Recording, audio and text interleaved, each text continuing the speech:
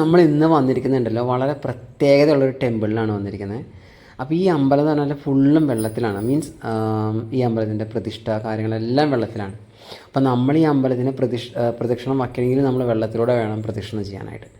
ഇത് അർദ്ധനാരീശ്വരൻ്റെ ക്ഷേത്രമാണ്. അപ്പോൾ ഈ അമ്പലത്തിൽ നമ്മൾ പ്രദക്ഷിണം വയ്ക്കുമ്പോൾ വെള്ളത്തിലാണ് ചെയ്യാനായിട്ട്. അപ്പോൾ ഈ അമ്പലത്തിനകത്തൊരു കിണറുണ്ട്. ആ കിണർ ശരിക്കും പറഞ്ഞാൽ എല്ലാം വെള്ളത്തിലാണ്. പക്ഷേ കിണറും ഈ പുറത്ത് നമ്മൾ നടക്കുന്ന വെള്ളമായിട്ടൊന്നും യാതൊരു ബന്ധമില്ലെന്നാണ് പറയുന്നത്. അമ്പലത്തിൻ്റെ പുറത്തൊരു കുളമുണ്ട് കേട്ടോ.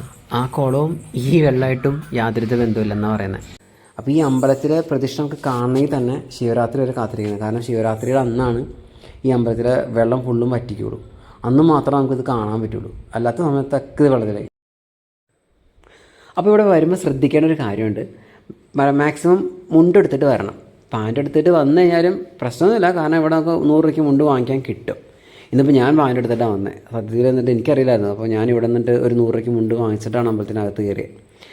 പിന്നെ വേറൊരു കാര്യം വെച്ചാൽ ഇവിടെ അമ്പലത്തിലെ പ്രദക്ഷിണവും പ്രാർത്ഥനയും കാര്യങ്ങളും വഴിപാടൊക്കെ കഴിഞ്ഞ് കഴിയുമ്പോൾ നമുക്ക് നല്ല കിടുക്കൻ ഫുഡ് കഴിക്കാം. ഞങ്ങൾക്ക് ഇന്ന് നല്ല ഇഡ്ഡലിയും സാമ്പാറും ചട്നിയും കിട്ടി. നല്ല ചായയും കിട്ടും. അടിപൊളിയാണ്, നല്ല ടേസ്റ്റാണ്. അപ്പോൾ അതിൻ്റെ വീഡിയോ എടുക്കാൻ പറ്റില്ല. കാരണം അതിന് മാത്രം നല്ല ടേസ്റ്റാണ്. ടേസ്റ്റിൻ്റെ ഇടയ്ക്ക് ഒക്കെ മറന്നുപോയി. അപ്പോൾ ഈ അമ്പലം വരുന്നത് എവിടെയെന്ന് വെച്ചാൽ മലപ്പുറം ജില്ലയിൽ അരക്കുപ്പറമ്പിലാണുള്ളത്. അരക്കുപ്പറമ്പ് അർദ്ധനാരീശ്വര ക്ഷേത്രം എന്ന് ഗൂഗിളിൽ സെർച്ച് ചെയ്യുക, പോയിട്ട് വാ. ഇവിടെ നല്ല രസമാണ്. ഞങ്ങളുടെ കാലിൻ്റെ ഇടയിൽ കൂടെയൊക്കെ മീൻ പോവും. അപ്പോൾ എല്ലാവരും വരാൻ ശ്രമിക്കുക. അപ്പോൾ എല്ലാവരും ലൈക്കും ഷെയറും സബ്സ്ക്രൈബൊക്കെ ചെയ്യണം കേട്ടോ ഫ്രണ്ട്സ്. ബൈ.